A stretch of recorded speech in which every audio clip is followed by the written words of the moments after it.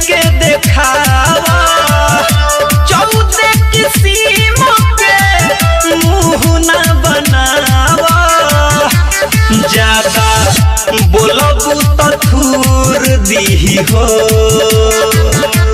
ज्यादा बोलबू तो थूर दीही हो। है हवे रंगदार लवंडा कंडा, ढूंढिए में तूर दीही हो। हवे रंगदार लवंडा कंडा, ढूंढिए में तूर दीही हो। बुझाई हवे रंगदार लवंडा डीजे विकास रीगा सीतामढ़ी।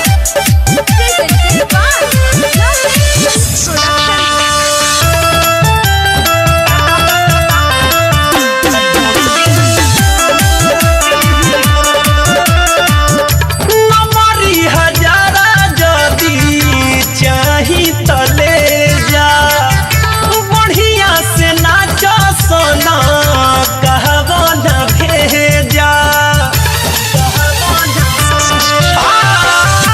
नमरी हजारा जदी चाही तले जा, बढ़िया से नाच सोना कहबो न भेजा।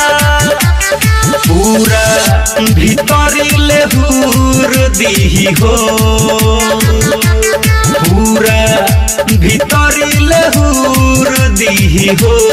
है हवे रंगदार लवंडा कंडा, ढोड़िए में तूर दीही हो। ए बाबी हवे रंगदार लवंडा कंडा, ढोड़िए में तूर दीही हो।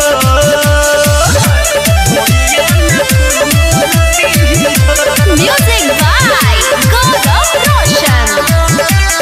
आप सुन रहे हैं अमित पटेल की आवाज में।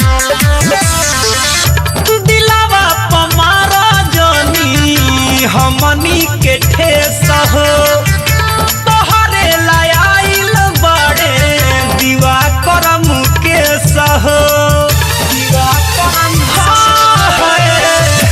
दिलावा पमारा जानी हमनी के ठेस हो, तोहरे लायल बड़े अमित मुकेश हो। माजा खूब भरपूर दीही हो, माजा खूब भरपूर दीही हो। है हवे रंगदार लवंडा कंडा, ढूंढिए में तूर दीही हो। हवे रंगदार लवंडा कंडा, ढूंढिए में तूर दीही हो।